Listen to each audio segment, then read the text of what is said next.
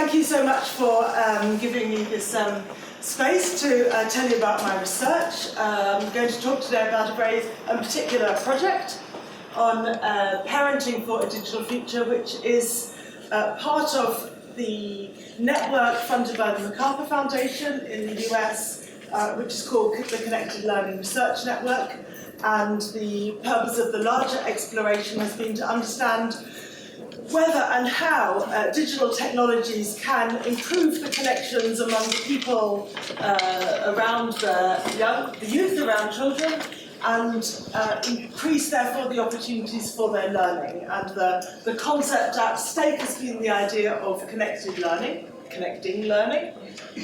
And as this network began its research and looked at the wider frame, one thing that I felt very strongly is that the role of parents in supporting or perhaps undermining their children's connection and learning opportunities is often neglected. So it's very odd that how much the literature talks about, especially in relation to learning, it talks about children, it talks about teachers, it might talk about educational policy, but the sense was that the parent the child arrived at an informal learning class or arrived at school as if from nowhere and disappeared at the end of the learning session as if to nowhere. And I became very interested in the role of the home and the parents, particularly in supporting learning. So that's how it began, and I'm, of course, well aware that there's a very strong tradition in this group of studying parental mediation, but the parental mediation tradition is not so well connected to the learning tradition. It is more about managing safety and behaviour within the home. So I really wanted to bring the two together. And some of you will know that I have an interest in media literacy, and media literacy at the moment is, of course, bringing together those questions of learning and being a critical citizen in relation to media, bringing that together with questions of risks and opportunities. So anyway, this is one intervention to try to think about the role of parents. And the work in this project I've done with my colleague Alicia Blum-Ross. We work together at LSE, and we've just finished our book manuscript, which has just got its reader's report, so it will come out soon, and it will be called Parenting for a Digital Future. So I'm going to give you a sense of the arguments of the book in the next half hour, and I'm going to start in the middle, because the middle is a good place to start. And maybe, no, I'm not. In a minute. It's just the hour of late. Yeah, I thought so. Oh yeah, good. All right. So, I don't know how many of you are familiar with Mimi Ito's work, but she's very intrigued by the idea that geeks or geekiness is kind of the leading edge of understanding how people might engage with digital technologies. And we have a chapter in the book which is about the geeky families who we found as part of our research, and try to raise some questions about what they can tell us. Can we learn from the geeks for the rest? So Danny is the single parent mother, actually, of Josh, who is 12. And I sat down with them for a cup of tea, and they began somewhere in the middle to have a really intense conversation with each other about Ashley Madison. Who knows why? Does everyone know the Ashley Madison scandal? When it's a dating app for people who are married, and all the data was hacked and leaked. And Danny, who has been kind of going to night school to learn, quote, ethical hacking, had become very interested in the questions of privacy and trust. Anyway, she kind of began her story, and Josh joined in, and in the process they both talked about themselves as geeks, and they were proud to be geeks. So when I heard Danny's story, Danny gave me, as it were, a theory of learning in the digital age, and therefore also a theory of parenting.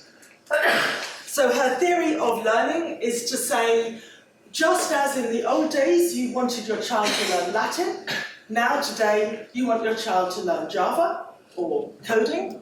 And that's the role of the parent, and it's also the skill for the future, because Danny is excited about the digital future. This is her words. She just poured it out.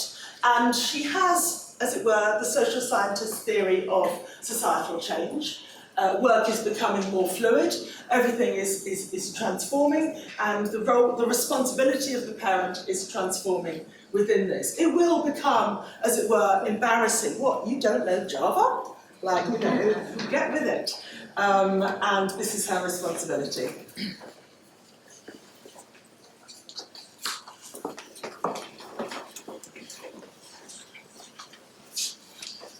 So forgive this long screen,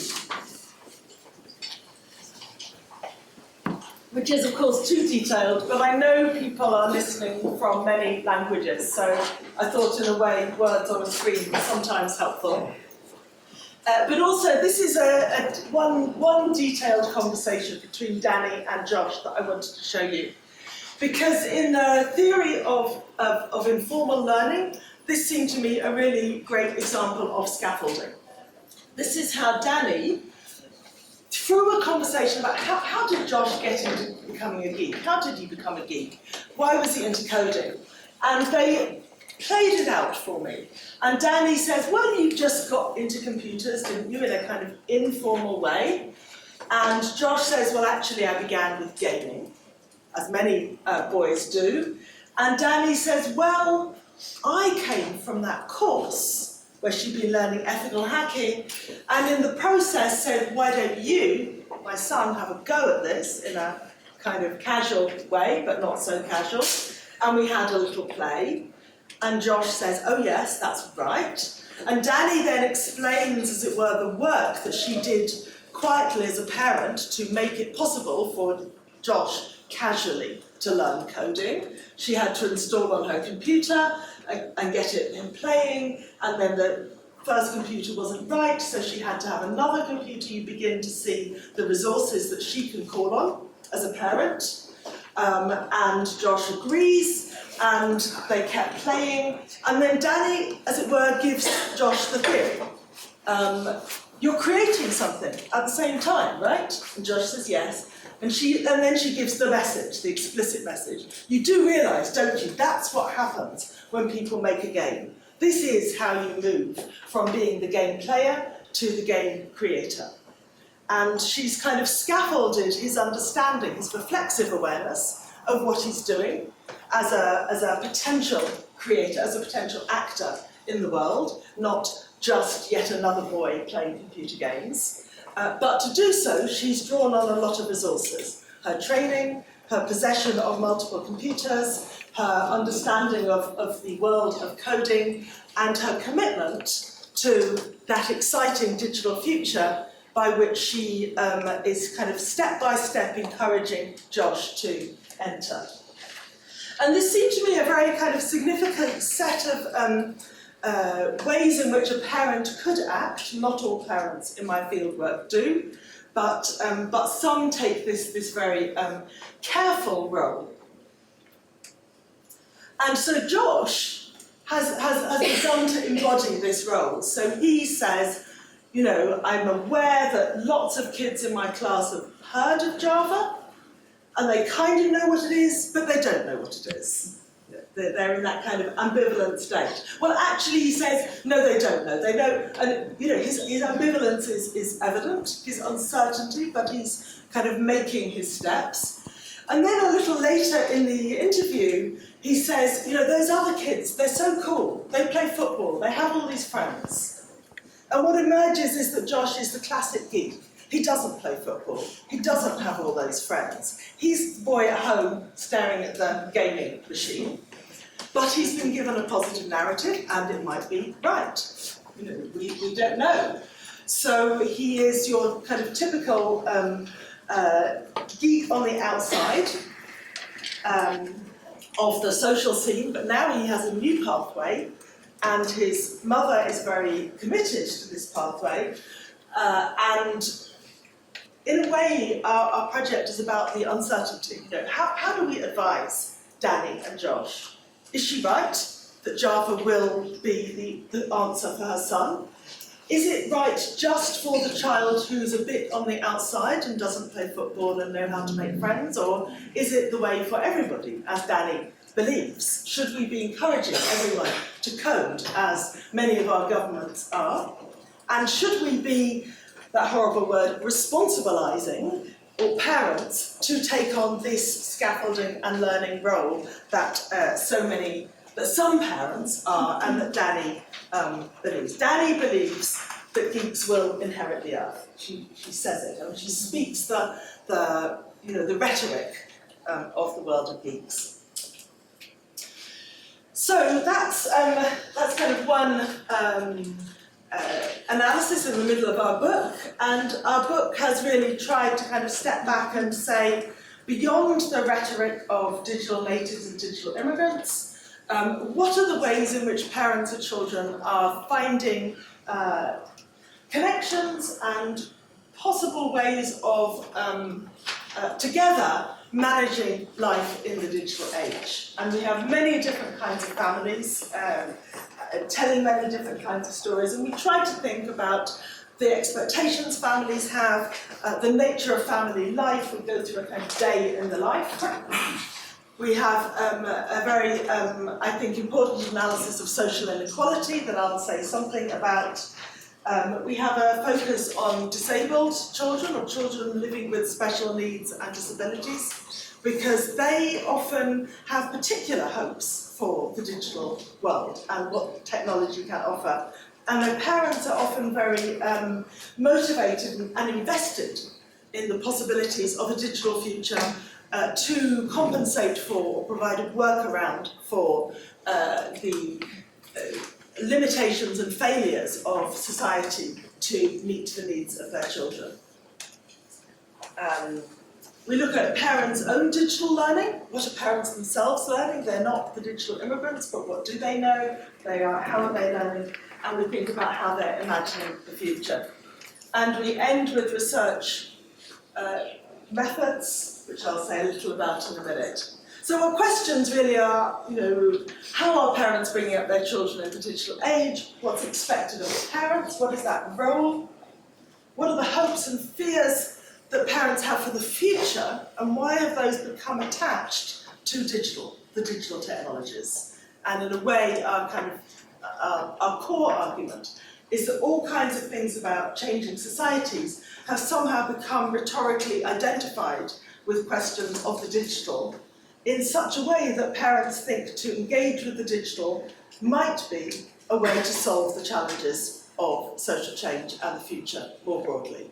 And it must be said that parents are not handed many other ways or discourses by which to engage with social change, but they are constantly enjoined to act in relation to technology. They are constantly invited to take a position in relation to technology and to theorise, as it were, to reflect on their parenting in relation to technology in ways that they are not in other domains. And then how does it relate to other socialising agents? Back to my original inquiry, how does parenting relate to what happens in the school or in informal learning environments or in relation to friends and community? And there the argument is, in essence, that parenting is somehow made invisible by the school. And it's a political argument that schools, to control their domain and to kind of manage their own sphere of expertise, keep parents at bay, even though they say they try to invite them in, but under very controlled circumstances. But parents themselves feel, and this may be different in different contexts, ours is the story of Britain and particularly of London, but parents themselves constantly feel that the door of the school is closed in their face, and what happens inside the school is unknown to them. And this is a problem because as we saw with Danny, their effort is really to try to build those better connections for their child. So Alicia and I spent a few years working with the most diverse set of families that we could find. We kind of began by trying to find more geeky, more digitally oriented families, and then we spread out and we really looked for diversity trying to make sure that we had rich and poor families, that we had able-bodied and disabled, or families, that we had all kinds of difference. And we did a mixture of interviews, ethnographic observation, and in fact a survey. And I'll just show you one of the survey findings to start, because I think it illustrates some of the challenges that we face also in our field in studying how families engage with technology. So this is a simple question. Thinking of the past week, have you and your child done any of these things together? And I want this slide just to show, despite all the negative talk about the dissolution of family life, everyone is staring at the screen, right, and no one talks to each other anymore. Actually, families are, number one, still eating together, and number two, engaging with traditional media together. And this is still the heart of family life. And some of the more geeky digital activities, like interacting on social media or creating things through technology, these are still near the bottom. This is Britain, so religion is absolutely at the bottom, but who knows what the pattern would be in other cultures. But a meta point is all of these activities, they may or may not be digital. Actually, we don't know. Perhaps shopping is done on eBay or on Amazon. Perhaps talking about things important to you is done through WhatsApp. Perhaps playing games together is playing computer games.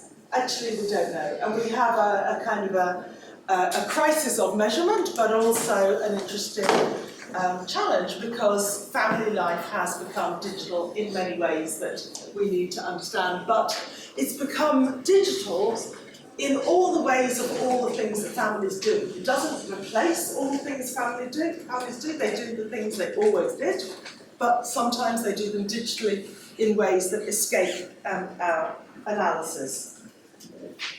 I've put up the mother and father gender differences there, but actually they're very small. They're mainly in relation to computer games and not so strong.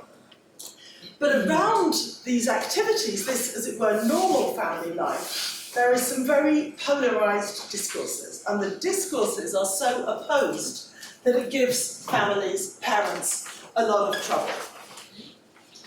So again, this might be culturally variable and you would reflect in different ways, but British families are told very clearly two things.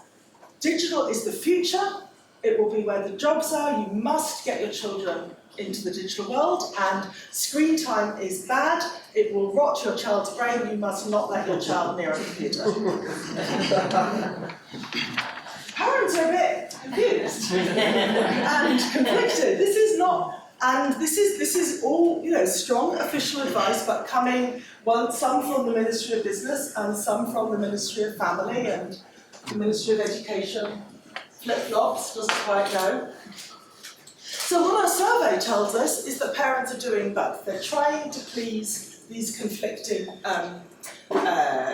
injunctions. So on the top right, half of parents say, when it comes to technologies, I like to be ahead. I'm trying to be ahead. I want us to think about the effort parents are making to try to be ahead in a digital world, and what support, what advice they get for that process. And at the same time, around on the bottom left, around half of parents say, I'm trying to resist and limit my family's use of digital media. And these are not different people. There is, as it were, a 2 by 2 of parents taking different positions in this struggle. What I want to draw your attention to is the role of the parent that these different discourses imply. So, all the jobs, in 2030, today's children will be adults, right? They'll be on the job market. And they'll be doing jobs that haven't yet been invented. And the role that parents are given in relation to this discourse is broadly that of kind of cheerleader. Like, go for it, learn coding, get a computer, rah, rah, we celebrate. And in relation to the problem of screen time and the need to limit, the role of the parent is essentially that of the police. And I'm very struck by how much the injunctions to parents to control, to ban, to spy on their children, to monitor and limit and punish and restrict, it's the kind of and people will say explicitly, you should police your children's screen time, but you should also be cheerleader to your children's role in the digital future. So the role of the parent in the family is very conflicted. At the same time, as the broader trend in family life, as Tony Giddens and Ulrich Beck and many have told us, is broadly towards a democratizing of family relations. A move towards trying to create a more egalitarian conversation between parent and child, in which the parents are neither the police nor the cheerleader, but they are doing what Danny does, or they should do. The invitation, the trend is towards what Danny does, which is to scaffold and mentor and kind of broker the child's gradual induction into the larger world in ways that positions the child as an agent and a reflexive agent of their own unfolding future.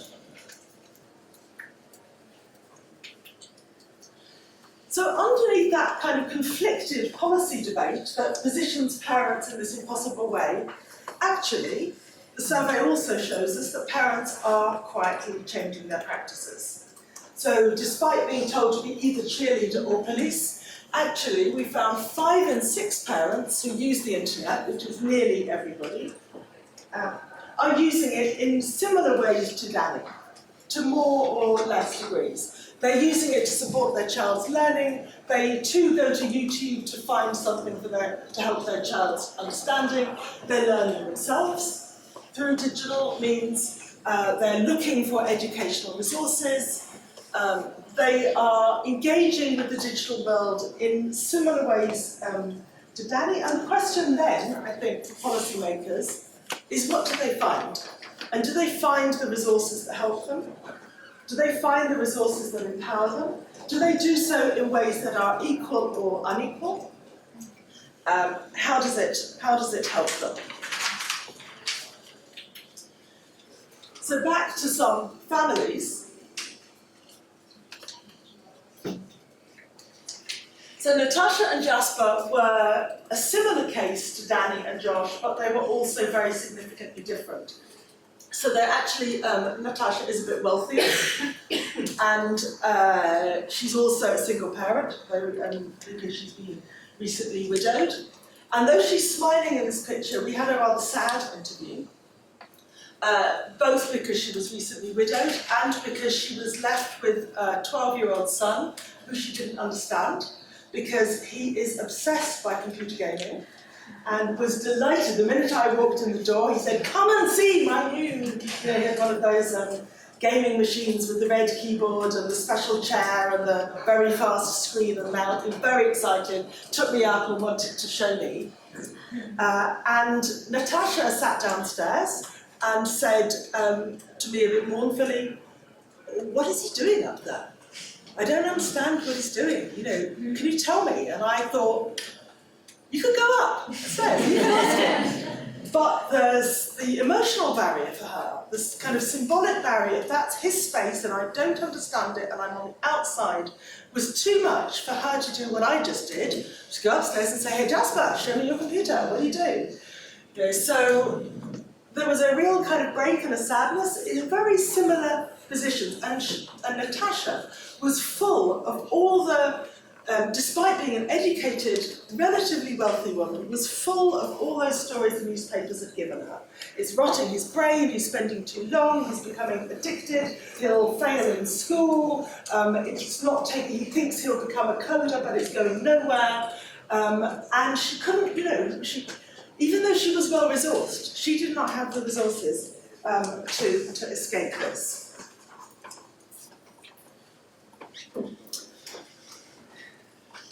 So what we had from lots of the families was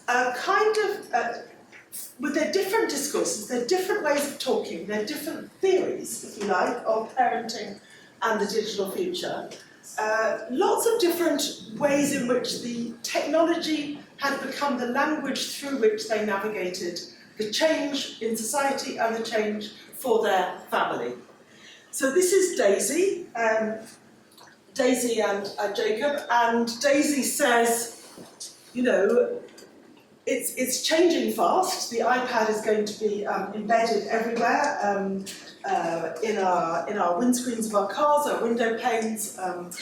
Plenty of families were aware of how soon it will be embedded in our retina, or in our arms, wherever they see the coming of the cyborg, the coming of the smart home.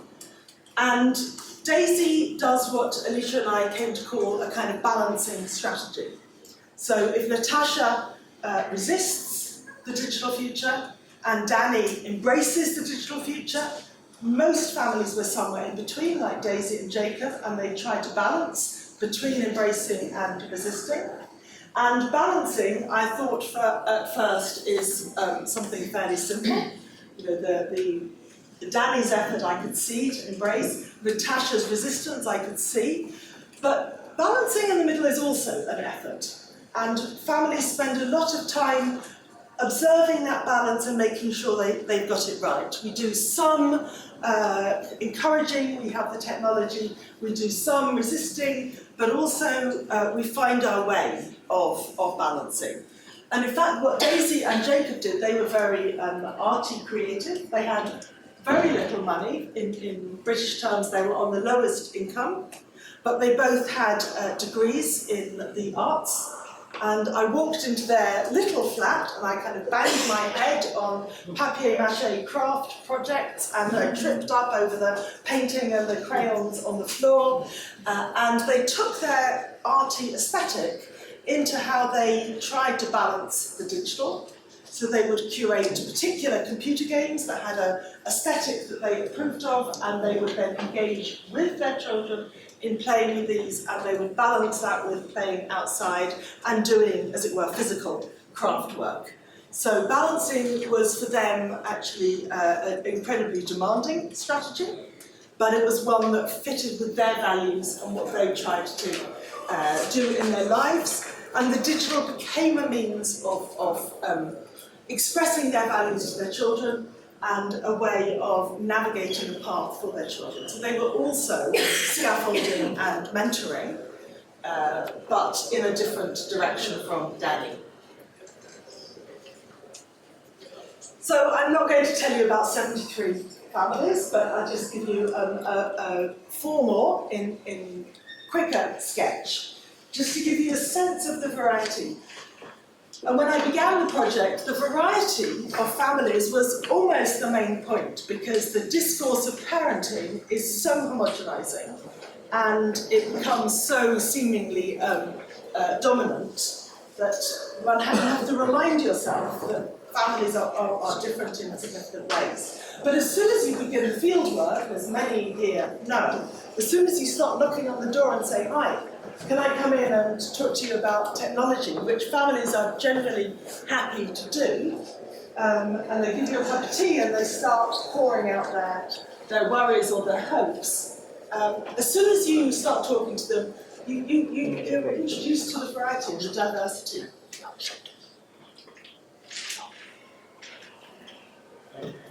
So Kyle, who's 13, and as you can see has moderate to severe autism. Kyle was almost non-verbal, so at the severe end of the autism spectrum.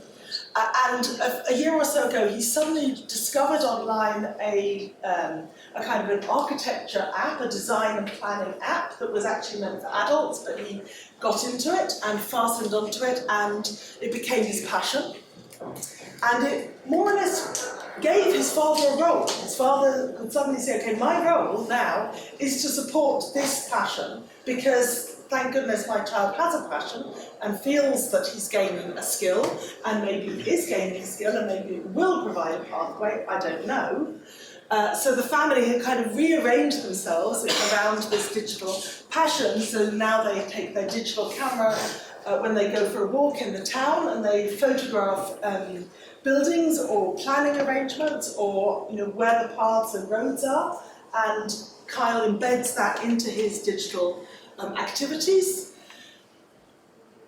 It was a moot point how sophisticated and how much he really understood, but for the family, this was the dominant narrative and this was the dominant activity, and it gave them a path, because most of the families we interviewed with children with special educational needs really struggled to talk about the future at all.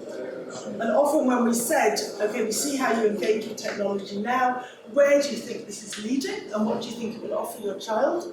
And quite a lot of parents were emotionally struggling at this point in the interview. It was very moving because they really don't see a future at all.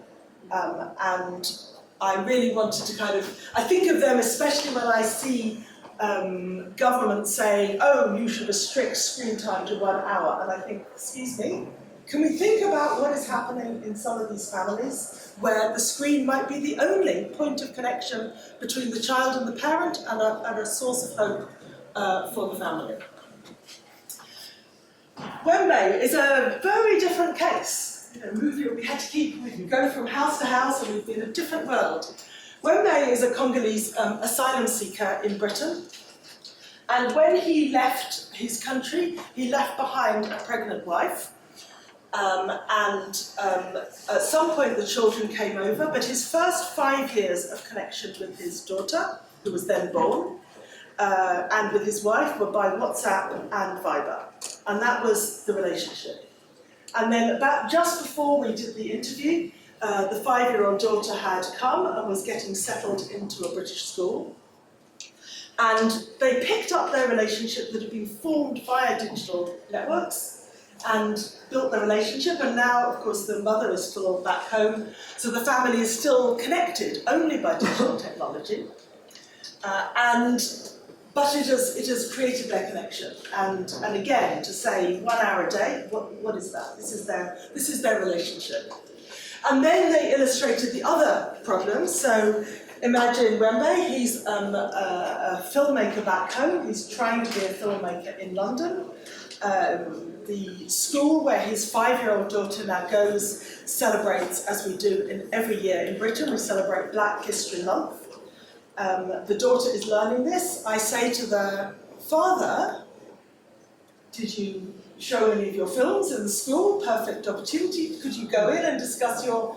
No, door is closed. School does not know that they have a black filmmaker able to talk about, celebrate Black history and tell a story. They don't know, they don't hear. He doesn't know how to overcome that barrier. And so he sits at home and he worries how his daughter is fitting in, even though she is now with him. And digital is so important to them in ways that are nothing to do with being a cheerleader, nothing to do with being the police, really about the values of the family and the hopes of the family to be together and to find a viable way for them to advance in their lives. So, I'll just say a little about class and then I'm going to come to some conclusions. Felix, you're going to wave at me when you think everyone's had enough. No, it goes perfect in time. So we had some, as you've seen, we had some wealthy people and we had some poor people. And I just introduced to you here, Lila was one of the poorest. She was also a migrant into Britain. She had very little money, very little education, and poor grasp of English. And Michelle and Josephine, who are actually also migrants, but were super wealthy migrants from Europe, she from France, who lived in, and the contrast between their houses could not have been more different. Lila lived in real poverty and was struggling with ill health.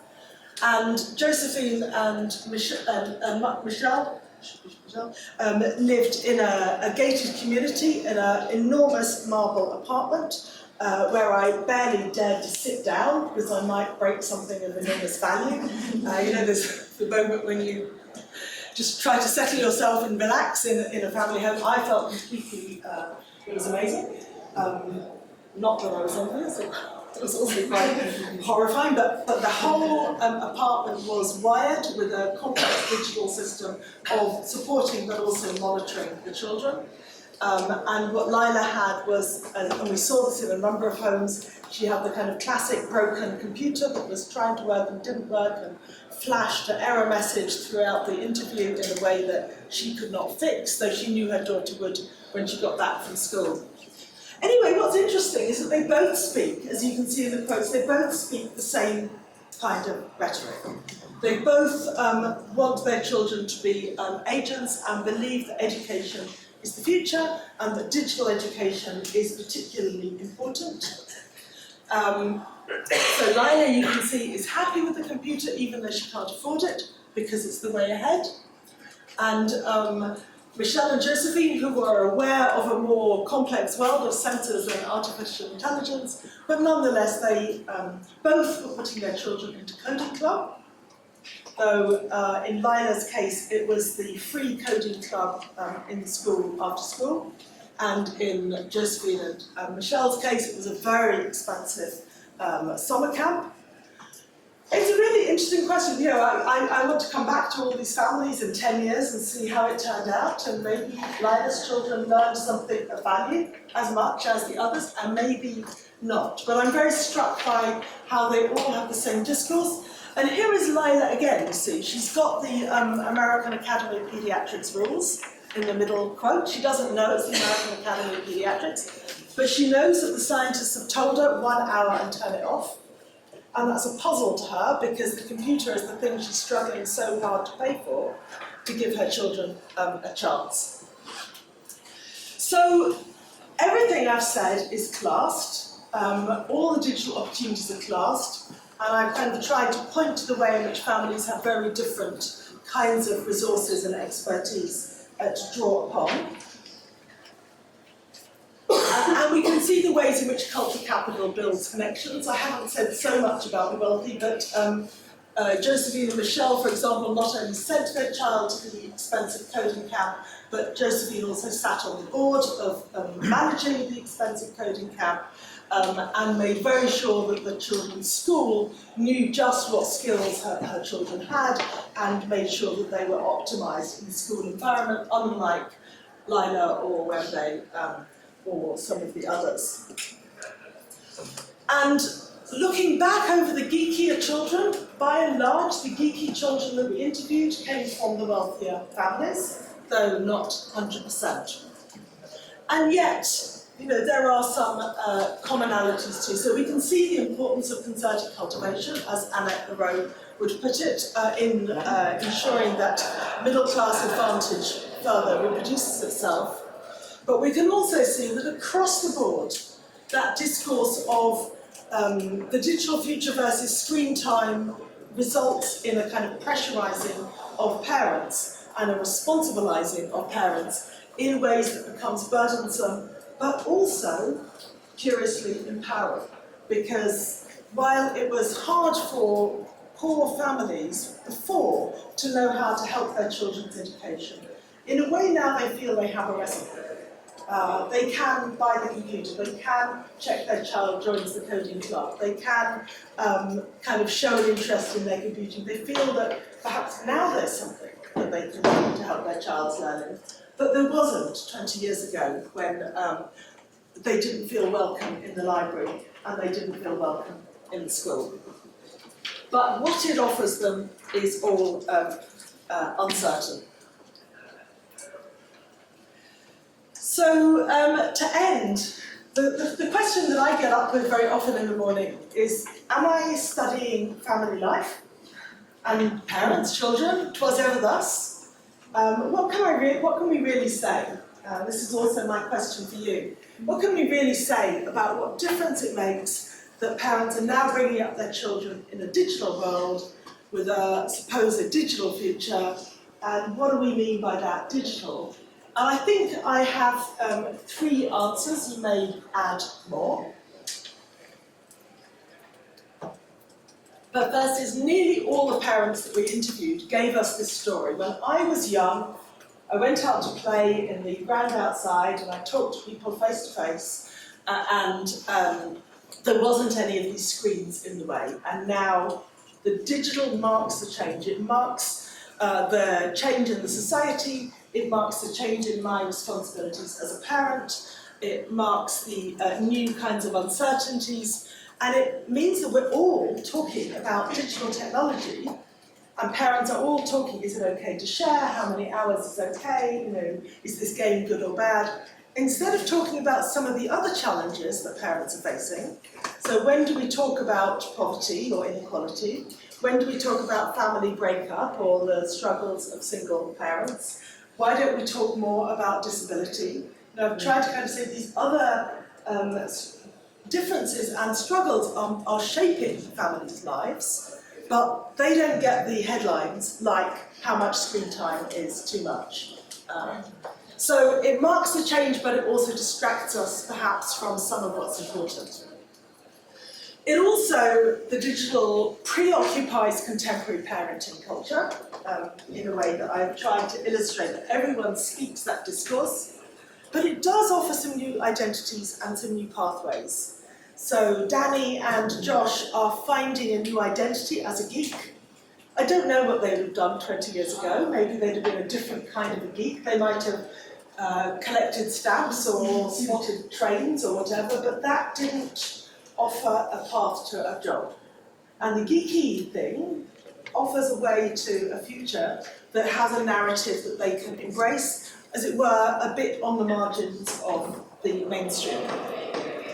And similarly, what would Lila have done 20 years ago before the digital? She still would have tried her best with her children's education, but what would she have done at home? What could she have provided?